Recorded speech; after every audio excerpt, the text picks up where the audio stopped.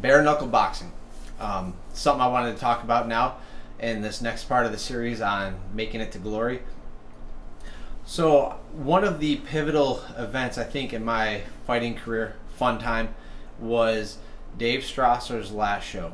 The last show Dave threw, Freestyle Combat Challenge 50 in Kenosha, was his last for, I think, a few reasons. But the main reason being commissions, kind of what I told you guys about in the last couple of videos. At least in Wisconsin at the time, there wasn't one. There was no athletic commission. So promoters were free to do what they want, kind of how they wanted. And Dave, although there was an absence of a commission, always ran really good shows, I thought. We had good fights. Guys were matched up evenly. Everybody kind of knew each other. It was old school, and it worked. The commission was coming in. There was a strong case for it, at least, because the UFC was saying they won't come to any states without a commission, obviously. So there was a big push from certain guys in the state for the commission to come in. They had fighters they wanted to get into the UFC and thought it'd be easier. Of course it is. Dave was against it, though, and for good reason. One thing it does, the good thing about the commission is it makes it so that you can't cheat and you have to do things safe. You're forced to do things safe, I should say, because it's not that people weren't doing these things, but it forces you to do these things. Things like getting blood work. Obviously, that's a huge positive. You want to know that the person you're fighting isn't going to give you something through blood. Weigh-ins, making sure that you guys are actually on weight together, weighing in, so that it's not just he said, she said, that sort of thing. Cons, though, are the amount of money that it costs to run a show, especially when you're doing smaller local shows. It's a lot harder to make a profit when a huge chunk of money is going to the state to put their own people in and things like that. So that all aside, what happened was the commission, I think it just passed. I think Wisconsin was going to use the boxing commission to start governing shows, and that was set to take place in just a few months. So for Dave's last show, he said, hey, this is going to be the last show we do. It was going to be a normal MMA show. We had decided, I had asked, I said, hey, why don't we do a bare knuckle fight on it? You know, no old school, no time limit, no rules, bare knuckle, and kind of said it just as a joke. And Dave was like, sure, no problem. And I didn't know if it was serious or not. As the weeks went by, became pretty evident that, yeah, that's what we were going to do. All the fights on the card were regular MMA fights, 3 5-minute rounds, gloves, normal set of rules like always. Dave's rules, though, so there was soccer kicks to the head, knees to the face on the ground. Like, all that was Pride rules, basically.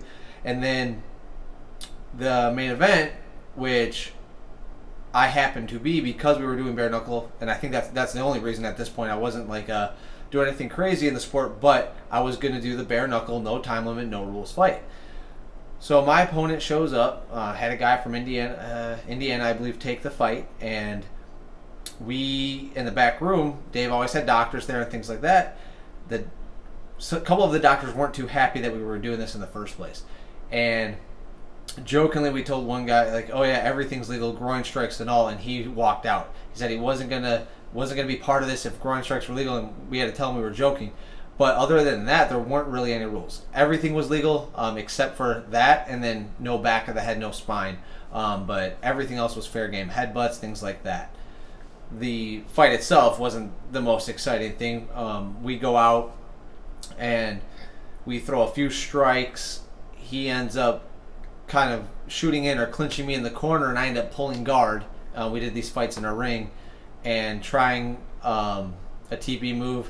And then eventually, Brian Garrity was cornering me, and you can hear me yelling armbar, and I threw up an armbar and was able to get it. And the one thing that always comes from that, I tell people, is that was my easiest fight. And I don't mean that as far as my opponent or the fight itself, but I don't think people realize how easy the punches don't hurt all that much. I only got hit in the top of the head a few times while I was on the ground, but there's no gloves, so they're not punching very hard. And two, how easy it is to grapple when you're not wearing any gloves.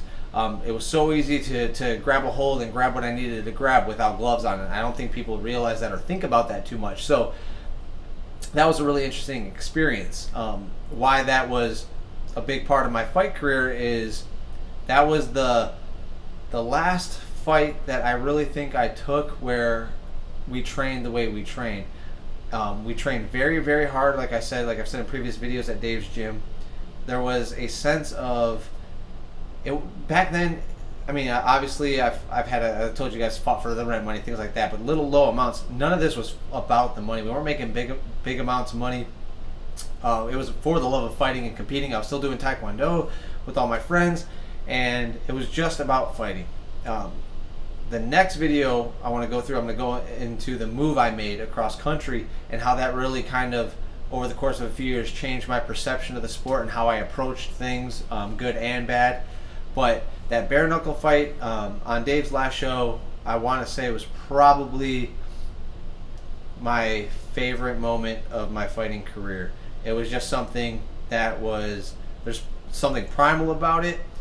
It was raw, it was small, friends, family, the whole gym was there, and it was the last time I got to experience a show where, you know, you kind of knew who was going to show up. We knew the guys from Indiana, the guys from Illinois, we knew the guys that were coming to the show, and we all just fought each other to fight, and it was a very good experience. And another reason I think it's kind of cool to talk about is now this bare knuckle boxing is really big, and that's something I'd like to pursue maybe after I'm done with kickboxing at least one time, just to throw my hat in there and do it. So that being said, I'll update you guys on that. I'm gonna do my next video in this series on the move my wife and I made. We weren't married yet at the time, but moving to Florida. I want to talk about some pivotal kickboxing matches I took, as well as a few more MMA ones in the course of that series as well. So I'll keep you guys posted. I've got some interviews and things coming up this week for the Glory 67 card here in Orlando. So if any of you guys are in Orlando and can make it, I appreciate the support. If you guys don't mind, please like and subscribe to me on YouTube here, and I'll keep putting out these videos. I know I said I'm going to get some more training footage out, hopefully this week, and but I'll keep updating these every day. Thanks.